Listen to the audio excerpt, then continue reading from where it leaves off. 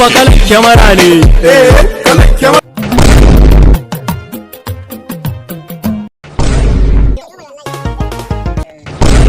Wai kun manta kuwa gobe ne fa azumi fa. To ai mu kuwa? A mu muna sane. To kai da Allah kake mana wannan magana kai azumin kake?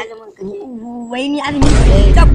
Na rantsa da girman Allah tun ina jariri na fara azumi. Gobe in dai kai azumin nan ba. Wallahi sai na kai shi. In dai ban kai shi ba to mutuwa ne. Mu da muke ma na farilla kullun alamin ma ballanta na da gari. Ai gobe bari ku zan ba ku mamaki. Kai an ce wannan ga amfani ce mun gaba daya azumin nan ba iya shi ke. Karan na sallaran da girman Allah bara goben za ku gani. Za ku gani. Ai dai gobe ne farko. Za ku gani. Za mu gani.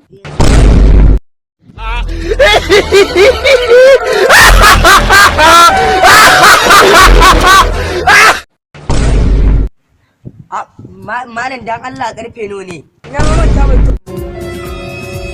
Kai 11:45.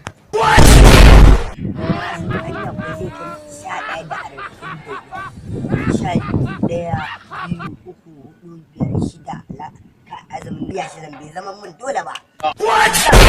Je can bayan Kongo je in sha abuna in samu lemo na mai sanyi sha ba wanda ya sani.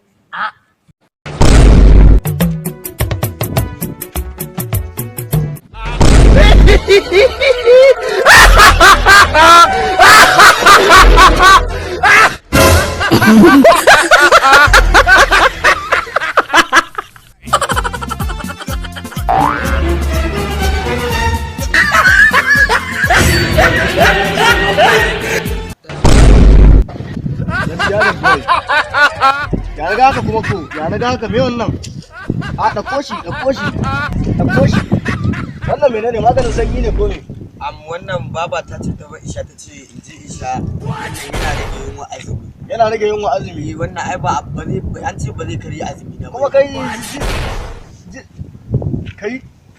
jiya ka zo ka gaya mana kuma kaza da kaza ai wannan ba lemo bane menene wannan ba abin sha bane kawai ana shan shi ne dai domin makogaran ka wannan a iya makogaran ka yake tsaya baya tafiya ciki ka ku ba zai karya azumi ba shi yasa gaskiya wannan yaron ka zo da zuwa wallahi ka zo da zuwa ƙarya kake wallahi don azumi na farko ka ce za ka karya azumi ƙarya ne wallahi ka ce baya karya azumi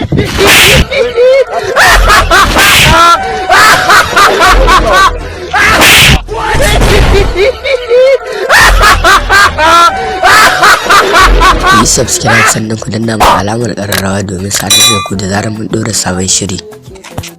Sannan za mu ringa saka muku interview kala-kala na cin dariya kamar Baba Buhari da Ganduje interview, Abuja interview, Gidan da masu interview, Shakundum interview, sana'a interview. Za mu ringa saka muku interview kala-kala sannan ga sababbin kwamadan mu. Umar MK TV Ahmed. Barci nake